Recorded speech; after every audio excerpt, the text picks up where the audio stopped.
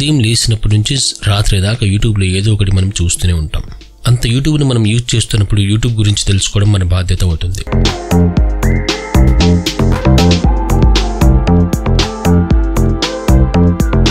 నేను మీ మను మాట్లాడుతున్నాను. మనుటెక్ పాడ్కాస్ట్ ఛానల్లో తర్వాతి ఎపిసోడ్కి స్వాగతం.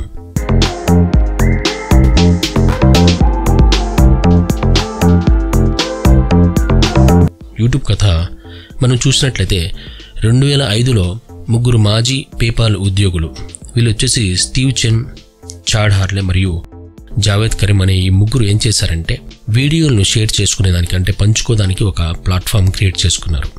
అది ఒక విచిత్రంగా తయారైంది. ఆన్లైన్లో వీడియోలను తెలుసుకోవడం, దాని తర్వాత దాన్ని షేర్ చేసుకోవడం కొంచెం కష్టం కావడంతో వాళ్ళకి ఈ ఆలోచన వచ్చింది. ఈ ముగ్గురు ఒక పరిష్కారాన్ని సృష్టించాలనుకుని చెప్పేసి ఈ యూట్యూబ్కి సంబంధించినటువంటి యూట్యూబ్ కంటే ముందు ఇలాంటి పని చేయడం జరిగింది. మనం యూట్యూబ్లో అసలు స్టెప్ బై స్టెప్ ఎలా డెవలప్ అయిపోయింది మనం ఒకసారి చూసుకున్నట్లయితే, ఫస్ట్ ఇది ఫిబ్రవరి 14, 2005లో డొమైన్ నేమ్ తీసుకున్నారు. అంటే www.youtube.com దాన్ని రిజిస్ట్రేషన్ చేసుకున్నారు. మరియు ప్లాట్ఫామ్ ఫిబ్రవరిలో అధికారికంగా ప్రారంభించబడింది. అంటే ఈ ప్లాట్ఫామ్ ఫిబ్రవరిలో స్టార్ట్ అయిందనమాట 2005. మీ అట్ ద జూ అనేటువంటి షీట్స్గా ఒకటి తయారు చేసేసి first time Javed Karim upload చేశారనమాట. అంటే ఫస్ట్ టైం ఉన్నటువంటి ఆ ఇన్ఫర్మేషన్ లోడ్ చేశారు. దాని తర్వాత గ్రోత్ కావడము, గూగుల్ అక్విజిషన్ చేసుకోవడం జరిగింది. అది నవంబర్ 6 యూట్యూబ్ చాలా మందికి తెలిసిపోతూ వచ్చిందనమాట. అంటే మిలియన్ల మంది వినియోగదారులు తయారయ్యారనమాట. అంటే అందరికీ ఆకర్షింపజేసిందనమాట. దీని సామర్థ్యం గురించి తెలుసుకున్నటువంటి గూగుల్ $1.65 బిలియన్ పెట్టేసి యూట్యూబ్ను పర్చేజ్ చేసిందనమాట.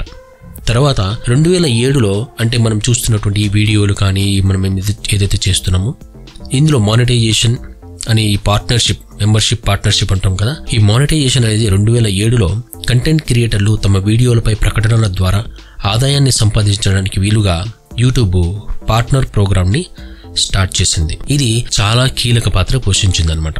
తర్వాత కంటెంట్ విస్తరణ కూడా చేసిందనమాట. అంటే 2008, 2010 ఈ టైంలో అధికారిక ఛానళ్ల పరిచయం, అంటే ఇంకా గొప్ప గొప్ప ఛానళ్ల పరిచయం కావడము, మీడియా సంస్థలతో పార్ట్నర్షిప్ తీసుకోవడము, తర్వాత యూట్యూబ్ యూజర్ జనరేటెడ్ కంటెంట్స్ మించి విస్తరించిందనమాట. అంటే దీంట్లో మ్యూజిక్ వీడియోలు, ట్యుటోరియల్స్, వ్లాగ్స్ ఇంకా ఎన్నో ఈ విధంగా ఒకదాని తర్వాత ఒకటి స్టార్ట్ కావడం జరిగింది. తర్వాత లైవ్ స్ట్రీమింగ్ తర్వాత స్టార్ట్ అయిందనమాట. 2014లో లైవ్ స్ట్రీమింగ్ మరియు 4K వీడియోస్ 2011 తర్వాత స్టార్ట్ అయ్యాయి. ఆ తర్వాత యూట్యూబ్ రెడ్ అనేటువంటి ప్రోగ్రామ్ కూడా స్టార్ట్ అయింది. 2015లో యూట్యూబ్ తన సబ్స్క్రిప్షన్ సర్వీస్ అయిన యూట్యూబ్ రెడ్ను ప్రారంభించేసిందనమాట. ఇది నెలవారీ రుసుముతో యాడ్ ఫ్రీ వీడియోలను, మనకు మెసేజ్ వస్తూ ఉంటుంది యాడ్ లేకుండా వీడియోస్ను చూడొచ్చు అని చెప్పేసి, దాన్నే యూట్యూబ్ రెడ్ అంటారనమాట. అంటే దీంట్లో అడ్వర్టైజ్మెంట్ లేకుండా వీడియోస్ చూసే ఫీచర్ ఉంటుంది.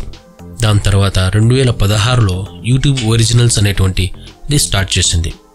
ఇతర స్ట్రీమింగ్ సేవలతో పోటీ పడడానికి సినిమాలు, తర్వాత సీరియళ్ళు, ఒరిజినల్ కంటెంట్ క్రియేట్ చేయడానికి యూట్యూబ్ ఒక పెద్ద ప్లాట్ఫామ్ లాగా క్రియేట్ అయిందనమాట. తర్వాత యూట్యూబ్ టీవీలు 2017లో స్టార్ట్ అయింది. యూట్యూబ్ టీవీ ప్రారంభంతోనే లైవ్ టీవీ స్ట్రీమింగ్ మార్కెట్లోకి ప్రవేశపెట్టడం జరిగింది.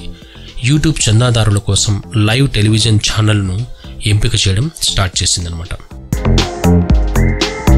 తర్వాత యూట్యూబ్ షార్ట్స్, ఇప్పుడు మనం చూస్తున్నటువంటి ఈ షార్ట్స్ మనకి 2020లో స్టార్ట్ అయింది. యూట్యూబ్ ప్లాట్ఫామ్ వీడియో కంటెంట్ యొక్క పెరుగుతున్నటువంటి ప్రజాదరణకు ప్రతిస్పందనగా యూట్యూబ్ షార్ట్స్ను ప్రవేశపెట్టడం జరిగింది. చిన్న ఆకర్షణీయమైనటువంటి వీడియోను సృష్టించడానికి ఈ ఫీచర్ యూజ్ అవుతోంది. ఇప్పుడు మనమందరం కూడా వాటిని చూస్తున్నాం.